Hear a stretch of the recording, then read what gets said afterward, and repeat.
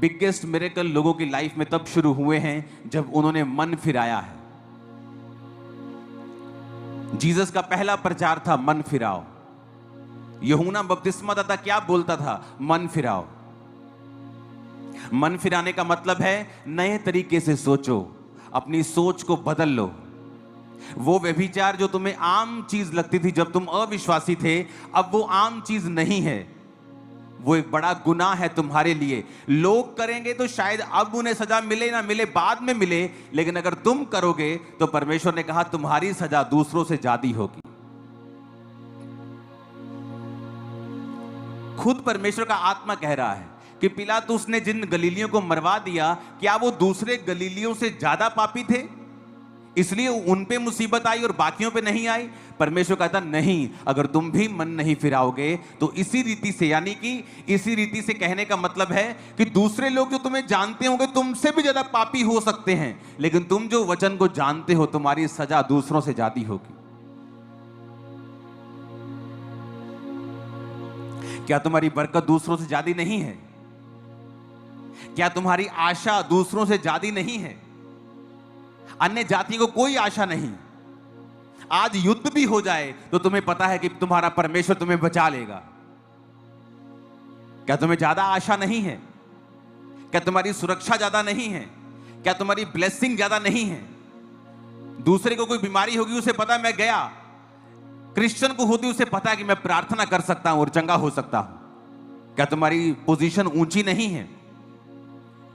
अगर तुम्हारी पोजीशन ऊंची है, तुम्हारी आशीष ज्यादा है, तुम्हारी आशा ज्यादा है, तुम्हारी बरकत ज्यादा है, तो तुम्हारी सजा भी ज्यादा है। जो तो साइकिल पे खड़ा है उसे क्या चोट लगेगी, गिर जाएगा, लेकिन जो 200 की स्पीड से गाड़ी में जा रहा है, अगर वो एक्सीडेंट होता है तो उसकी चोट भी ज्यादा है।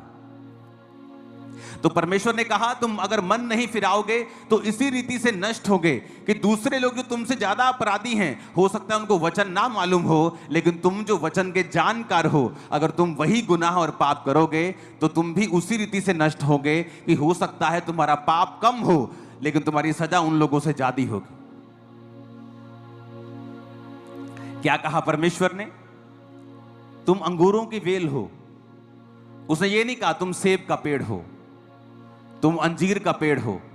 सेब का पेड़ अगर सूख गया तो उसका फर्नीचर बना देंगे, बैट बना देंगे, फर्नीचर कर देंगे, दरवाजे बना देंगे, कुछ भी कर लेंगे। लेकिन अगर अंगूरों की बेल सूख गई तो उसकी कोई चीज नहीं बन सकती।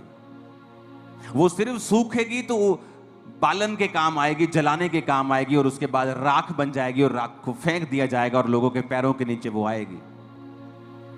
तो परमेश्वर ने तुम्हें कहा कि तुम अंगूरों की बेल हो। अगर तो तुम फल लाओगे, अगर तो तुम मेरे वचन में बने रहोगे तो बहुत सा फल लाओगे, और अंगूर बनाया जाएगा, तुम्हारा शरबत बनाया जाएगा, वो लोगों के मुंह में लगेगा, मालिक के मुंह पे लगाया जाएगा, तुम इज्जत पाओगे, तुम प्याले में होंगे। लेकिन अगर उल्टा, अगर तुम सूख जाओगे तो तुम्हारा कुछ भी नहीं बनेगा, तुम सीधा जलाने के काम आओगे। या तो टॉप पे रहोगे या बिल्कुल बॉटम पे रहोगे, या स्वर्ग में रहोगे या नरक में रहोगे, या हाईएस्ट रहोगे या लोएस्ट रहोगे, या शैतान के रहोगे या परमेश्वर के रहोगे। बीच का कोई स्थान क्रिश्चियन लोगों के लिए नहीं है।